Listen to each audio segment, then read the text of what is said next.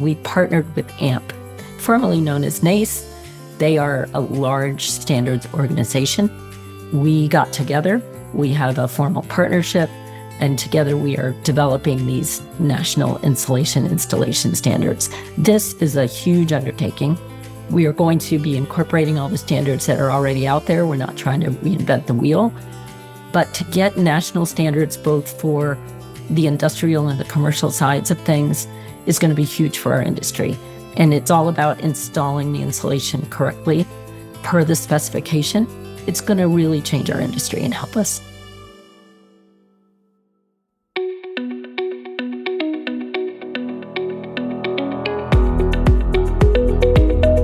This is Associations Thrive, the podcast celebrating successful associations and their leaders.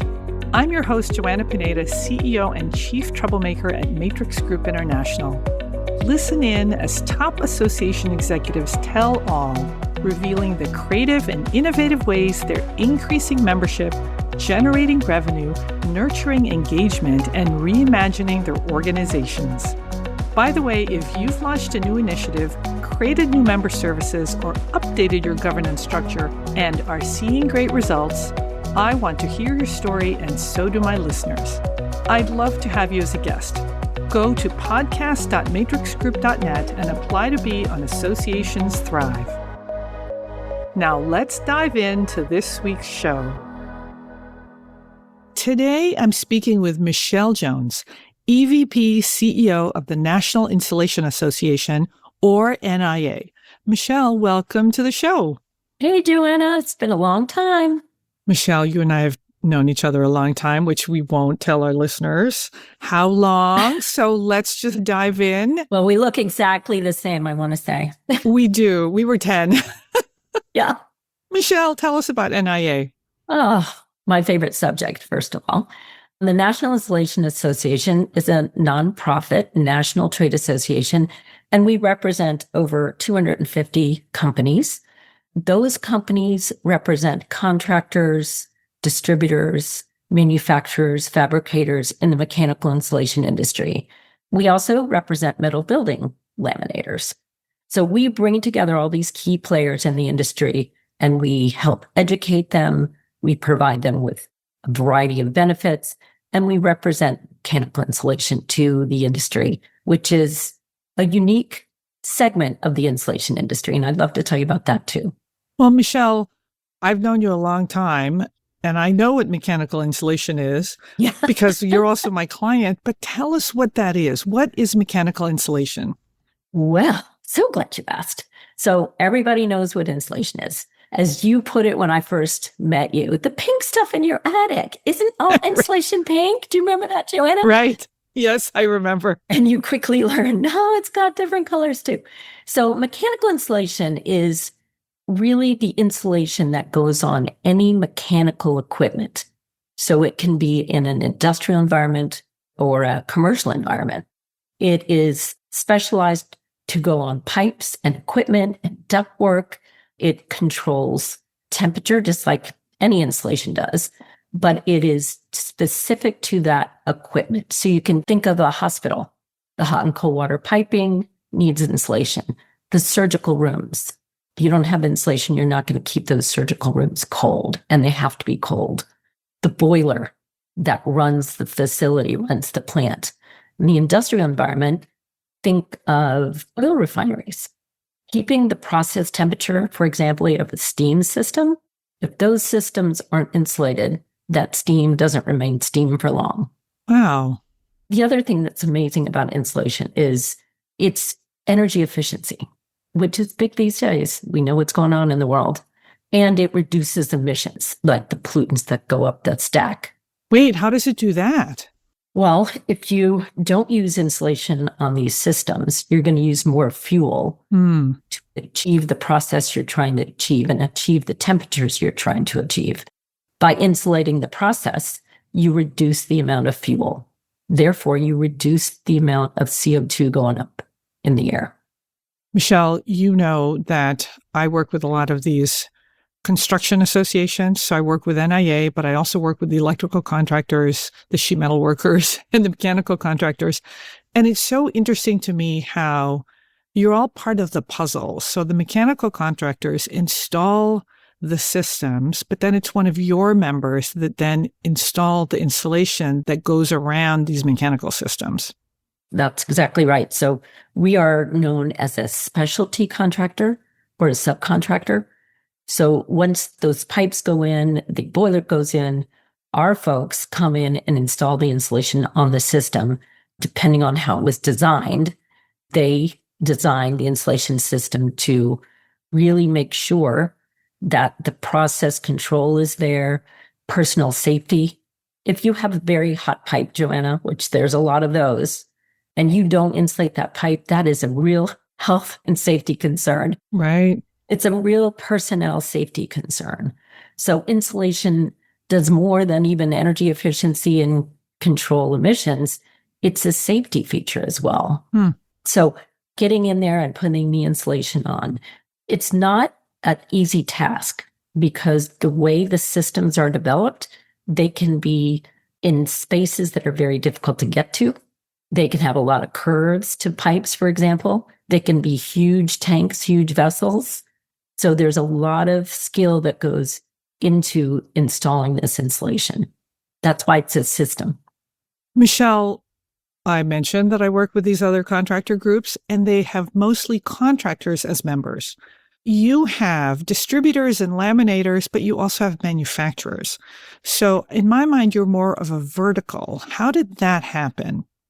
That's a really good question. So back before my time, it was a contractor-based organization.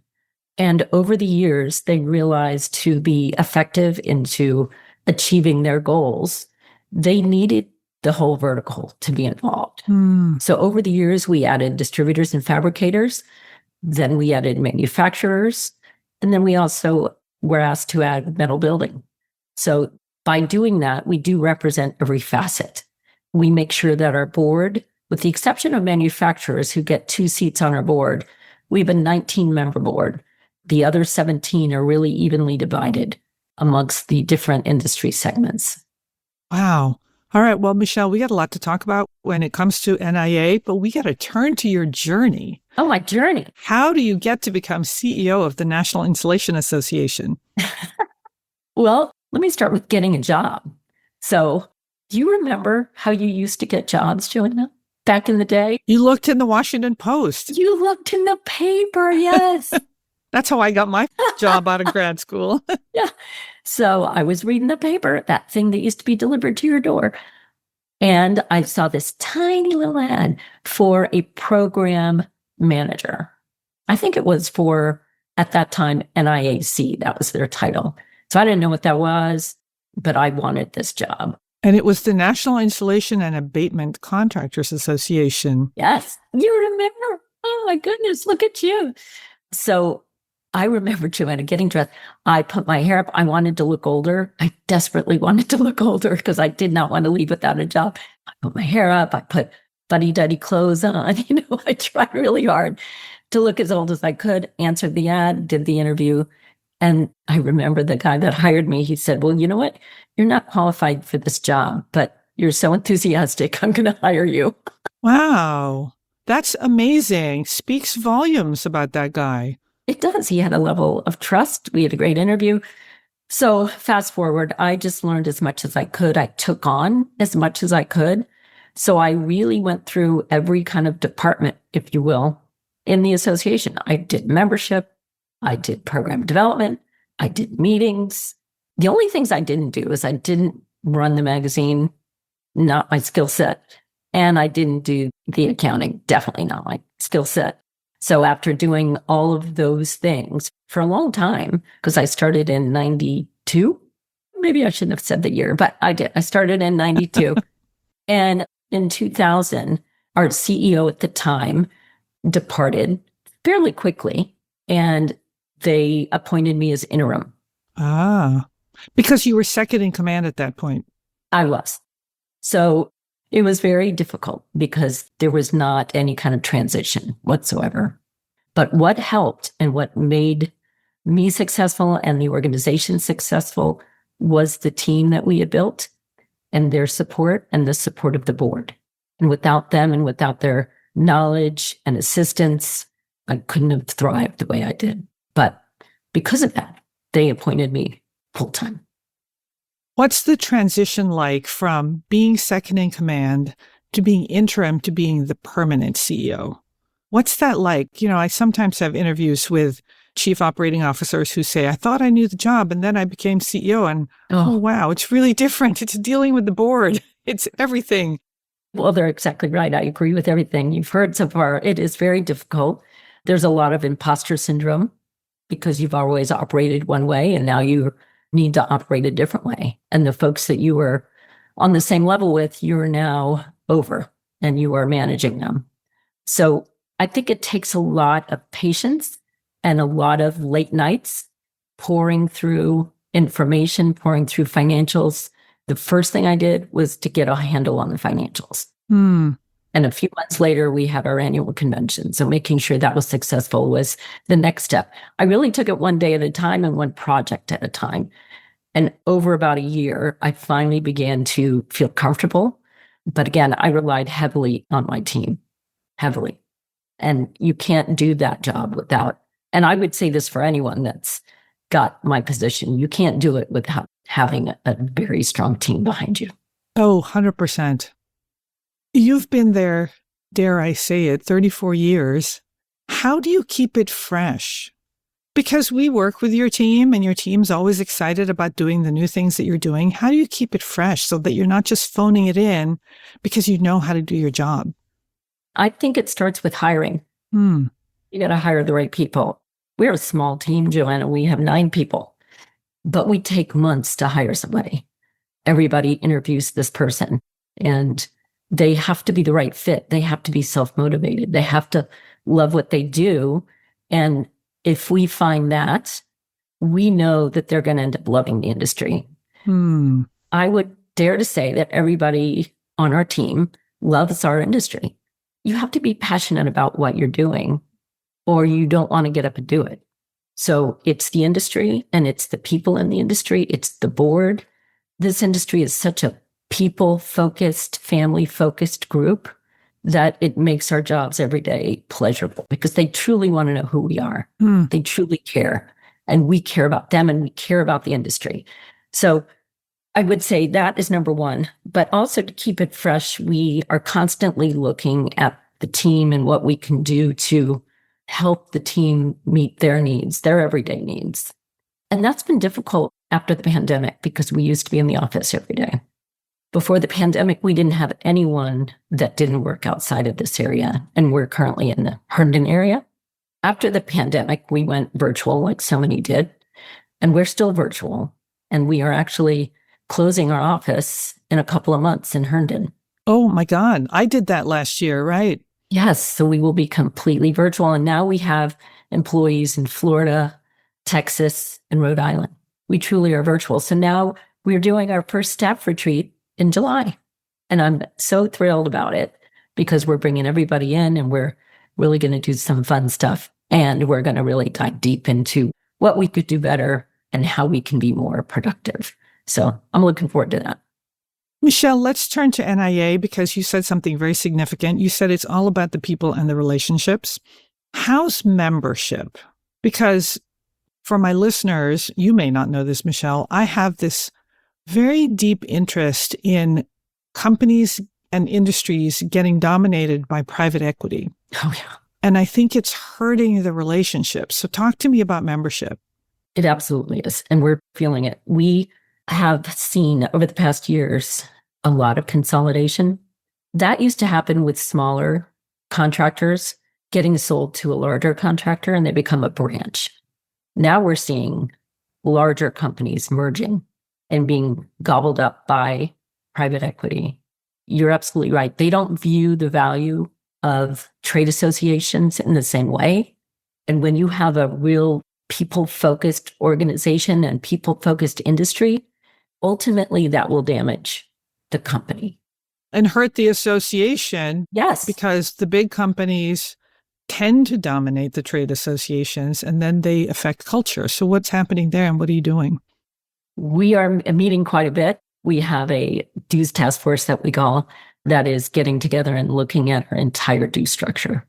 Because when two, especially large companies merge, it impacts every single profit center you have. Membership is merged into one membership dues.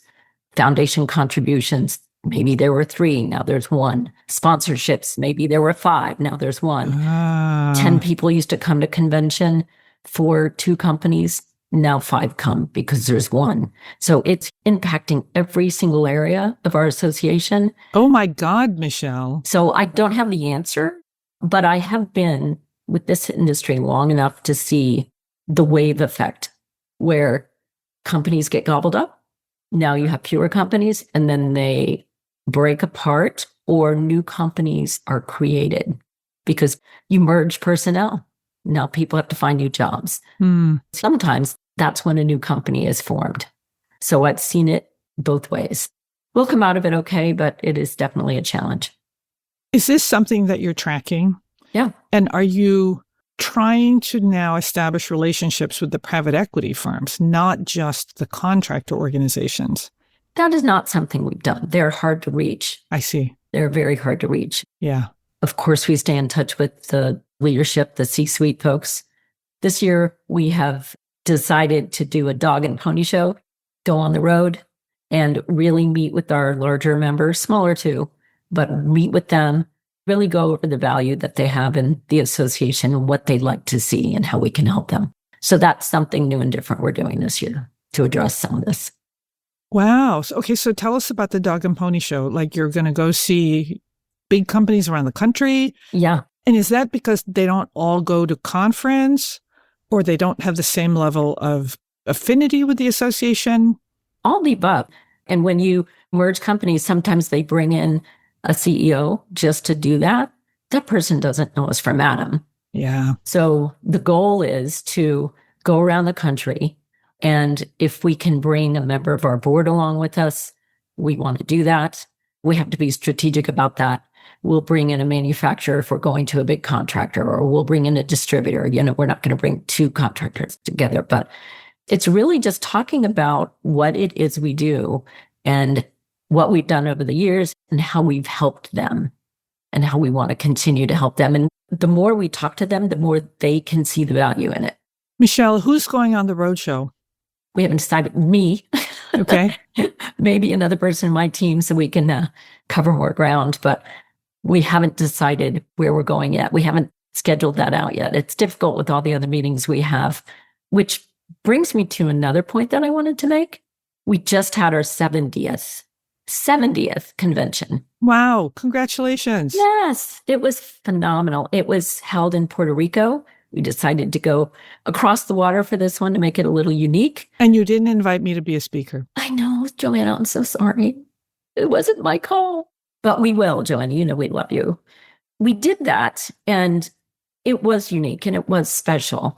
We did a lot of special things while we were there. We brought in a ton of past presidents and honored them. And it was a great opportunity to do that. And again, the knowledge, just having all of them there is phenomenal. So it's just a lot of fun to think that we did 70 conventions. I feel like I've done all of them. Right. I do. How was attendance since you were in Puerto Rico? It was really, really good. We had almost 300, I think a little more than 350 people there, which is a good size for us.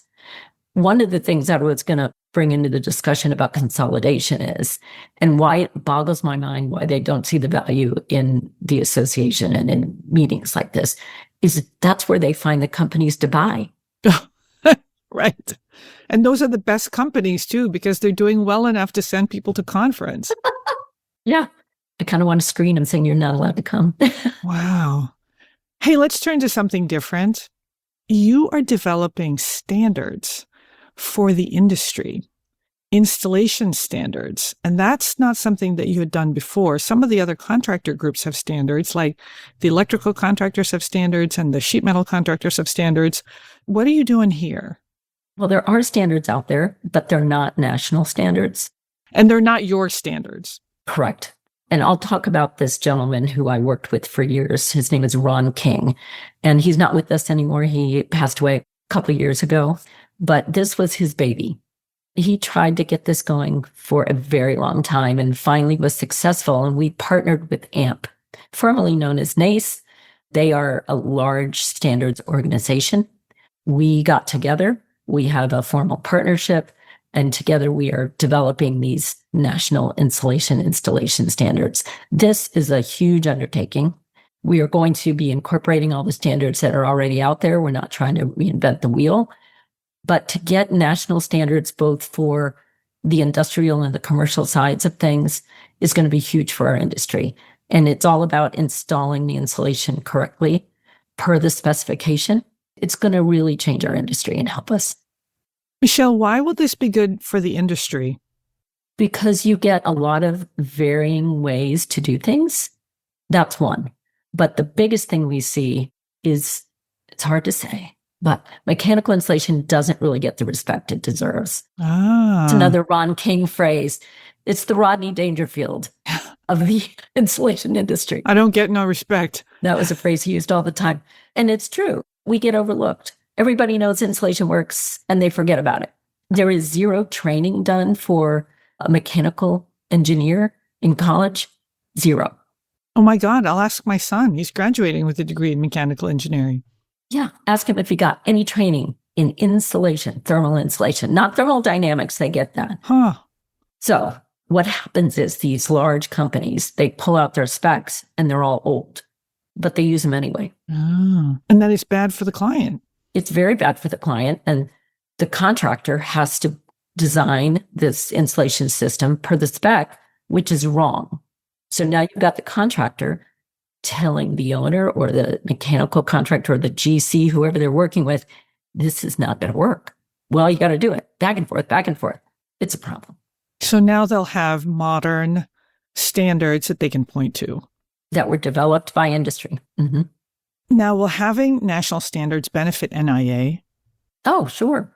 It's not going to be a revenue source at all. We're not doing it for that, but we're doing it so our members can, it's going to help their business. It's going to help their business in the long run because there won't be change orders. There won't be situations where you install it the way the specification said, but then something fails because you did it the way the specification said, but the specification was wrong. It's going to help in that way. I imagine, though, that you'll also provide a lot of education on the new standards once they're finalized. We will. And that also brings up another thing that we've done over the past couple of years is we have an education center now. And this industry really doesn't have any national education courses for the companies that represent it. So we have developed this education center with over 100 courses on it. What kind of courses? Everything from the intro to mechanical insulation to, we have a certification course on inspection. We have a certification course on insulation energy audits. Oh. Yeah. There's installation videos that you can also get from this system. We've got everything there is, and we're developing probably 10 to 15 courses a year. Oh my God. And Michele, do you charge for each course or access to the LMS? What are you doing? It's one fee for a subscription, and your entire company has access. That is stunning. Well, we want it to better the industry. That's the goal. Right. Michele, before we go, what do you wish people knew about insulation, specifically mechanical insulation? I wish they understood all the value that it brings and the power that it has. We talked about energy efficiency. We talked about emission control. We talked about safety. And the other things we didn't really touch on a whole lot is process control. So it really lowers energy costs. It saves pollution. It protects workers, and it keeps the process stable. That's a big deal. But because it's so easy, and because it doesn't scream when it falls off, or a light doesn't go off, or you don't have to have a computer to run it, it gets forgotten about. And Michele, I know from all my years of working with NIA that it has to be replaced on a regular basis. This is not a put in the insulation and forget about it forever. That's right. See, I'm paying attention. You are. You are. And you know it's not all pink. Yes, I know it's not all pink. By the way, Michele, I have to send you a picture. And listeners, Many, many, many years ago, I attended the NIA annual conference and I won a Pink Panther.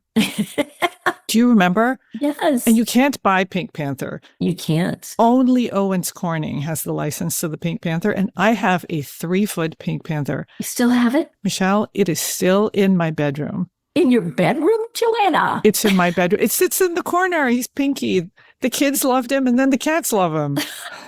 I'll send you a picture. Well, the folks at OC will be very happy. Hey, one more question.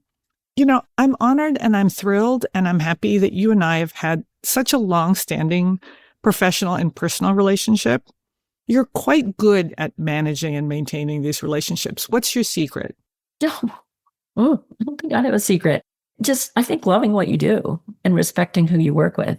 And Joanna, you've taught us so much over the years, and I feel like I'm going to turn it back at you, but I feel like you've helped us so much, and it's because of your professionalism and your ability to really understand varying industries quickly, and your ability to communicate very technical stuff in a very simple way. So thank you for that. But I don't think there's any secret except loving what you do and love the people that you work with. Michele, congratulations. We'll have to have you back. Thank you. I'd love it.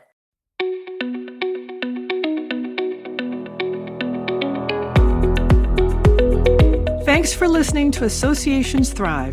We're so glad to have you here. My personal mission and the mission of my company, Matrix Group International, is to help associations and nonprofits increase membership, generate revenue, and thrive in the digital space. I want to hear stories of how your organization is thriving in today's challenging landscape. Please apply to be on my show by going to podcast.matrixgroup.net. By the way, do you need help with a digital initiative? Maybe it's a website redesign, a new membership database, or a hybrid meeting that you're planning. I'd love to connect with you. Please visit the Matrix Group website at matrixgroup.net. Thanks again for listening to this week's episode of Associations Thrive. Don't forget to subscribe to the show, leave a 5-star rating, post a comment, and share it with your colleagues and friends.